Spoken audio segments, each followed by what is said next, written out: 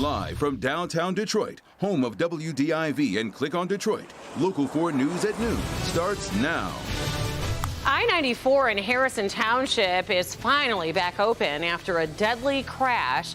What we know about that accident. And now that the FDA has fully approved the Pfizer vaccine, are attitudes about getting vaccinated changing for those on the fence? And let's take a look outside. The sun is out, but you may want to look for some shade and AC because it is getting hot, hot, hot, and the humidity to go along with it.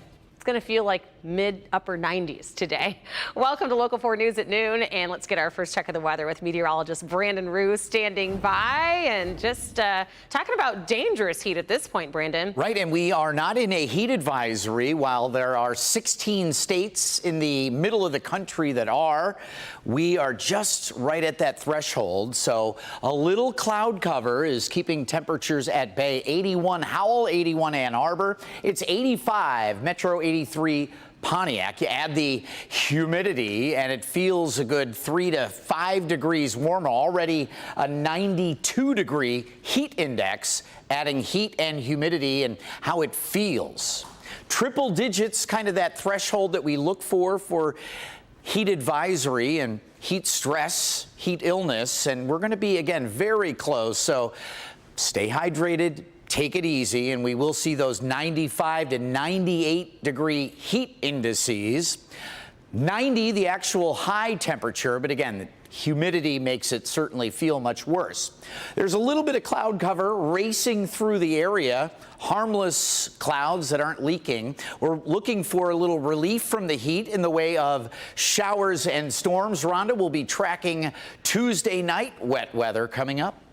Okay, thank you, Brandon. Let's talk about eastbound I-94 at Metro Parkway. It is now back open this afternoon, but it was closed for several hours after a deadly crash very early this morning around 6 a.m. Macomb County Sheriff's deputies say that a 71-year-old man was killed after the Dodge Journey that he was driving hit a guardrail and crashed into the concrete divider. Witnesses say that the car appeared to be speeding. Deputies say that the man was not wearing a seatbelt at the time of the crash. There was a passenger also inside of that car. She was taken to the hospital and is expected to survive her injuries. The cause of the crash is still under investigation.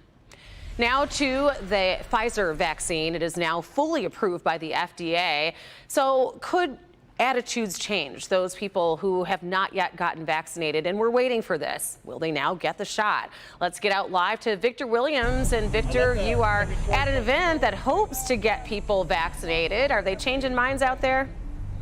Yeah, well, that is what they're hoping will be the case. Take a look right behind me, and I noticed that I'm right here at a McDonald's, people in the drive-through line, but something that's going on that they've been doing since 10 a.m., believe it or not, have been giving out shots to those who are 12 and older free of charge. Now, no registration is needed whatsoever, believe it or not, guys. And one thing that they'll give you also is also a frozen drink from the guys here at McDonald's also. But take a look right over there. That's the table where they're giving the shot out. Something that people are wondering, though, just like you said, is if the FDA's approval of the Pfizer vaccine is going to make a difference. And Bridget Hollingsworth Stafford with HAP says she believes this definitely will be the case, but it's going to take a little bit more as well. I think the approval by the FDA of Pfizer will help some people overcome some of their hesitancy. I think there are lots of reasons, and we need to be cognizant that everyone really comes to this from a different place.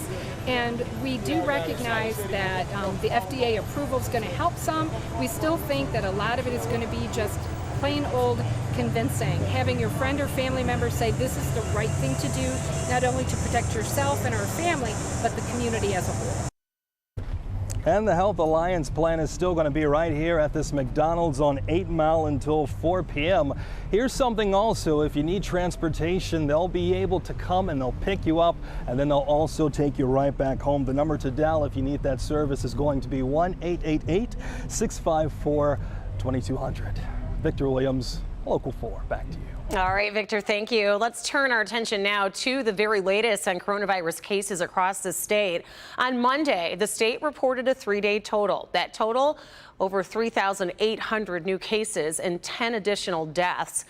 And also, the case total averages out to about 1,273 cases per day. On the vaccine front, we're sitting at a 65.2% vaccination rate among Michigan residents over the age of 16 that have received at least one dose. Meanwhile, Mayor Mike Duggan has picked James White to become the Detroit Police Chief for the city of Detroit. It's 43rd chief. White has been interim chief since former Chief James Craig retired on June 1st. And I want to thank all of the community partners that I have behind me, the wonderful words that have been said from the union leadership and certainly our community. We're experiencing a 20% overall crime reduction. And White was one of the 3 candidates submitted to the mayor by the Detroit Board of Police Commissioners earlier this month. It is now up to the city council to approve White within 30 days once they return from recess on September 7th. A pregnant woman remains in the hospital after she was hit by a suspected drunk driver. The crash happened last night in West Bloomfield near Orchard Lake and Lone Pine. Police are telling us that the driver of a truck was drunk and crossed into oncoming traffic, crashing into the vehicle the pregnant woman was driving. The suspected drunk driver was also taken to the hospital. The conditions of both the woman and that driver have not yet been released. A rookie Detroit police officer is arrested just hours after getting the badge. You can see the new officer on the left in the white shirt fighting in downtown Detroit in the Greektown area. This happened early Saturday. He's in his uniform pants, and you can actually see his badge, too. The officer was arrested for disorderly conduct. Arresting officers say that while in jail, he used racial comments. Just hours before this, though, the rookie officer actually graduated from the police academy, posing for a picture with the police chief. The officer is now suspended with pay while the department investigates the incident. And still to come this noon, search and rescue efforts continue in Tennessee, where nearly 24 people died after